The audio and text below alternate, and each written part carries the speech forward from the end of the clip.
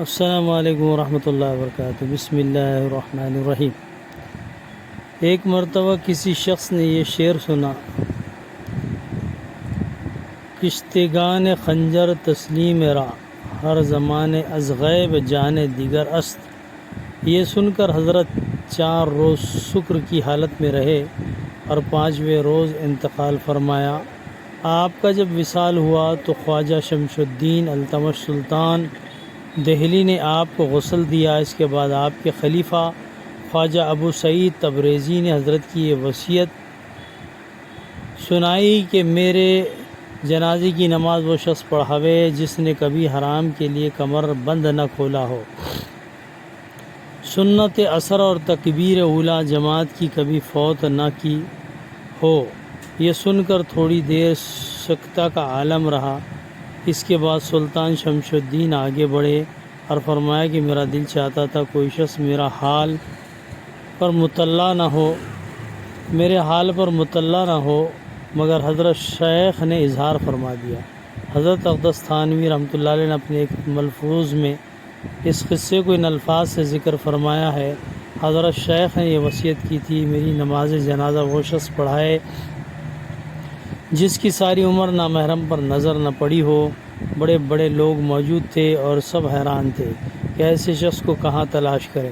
آخر کار جب لوگ مایوس ہو گئے تو مجبوراً سلطان التمش کو ظاہر کرنا پڑا اور فرمایا: صاحبو، اگر حضرت ارشاد نہ فرماتے تو کبھی بھی نہ ظاہر کرتا، مگر جب شیخ ہی نے پردہ فاش کر دیا تو کہتا ہوں کہ اللہ تعالیٰ نے یہ نعمت مجھ کو نصیب کی ہے۔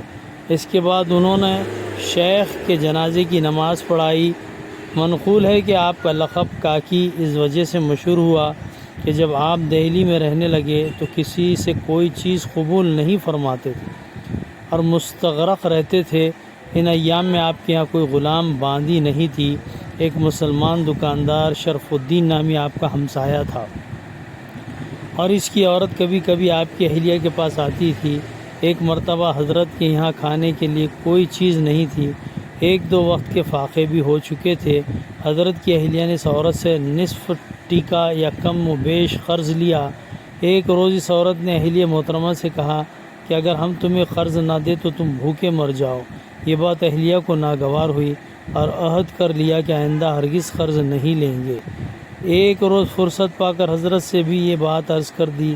حضرت نے تھوڑی دیر تأمل کے بعد فرمایا کہ اس عورت سے کوئی چیز قرض نہ لینی چاہیے، اور ایک طاق کی طرف اشارہ کر کے فرمایا کہ ضرورت کے وقت بسم اللہ پڑھ کر اس میں سے کاک نکال لیا کرو اور جس کو چاہو دے دیا کرو۔ چنانچہ اہلیہ محترمہ اس میں سے کاک نکال لیتی اور بانٹ دیا کرتی۔ حضرت شیخ بختیار کاکی رحمۃ اللہ علیہ کا وصال 14 یا 24 ربیع الاول 634 یا 633 ہجری بروز دوشنبہ 50 یا 52 یا 74 سال کی عمر میں ہوا، اور قصبہ مہرولی جو دہلی سے قطب صاحب کی جانب ہے وہاں آپ کا مزار ہے۔ اول ایک زمانے تک بالکل کچا رہا، گنبد وغیرہ بھی کچھ نہیں تھا، مگر 1948 سے وہاں کچھ عمارت گنبد وغیرہ بننا شروع ہوئی۔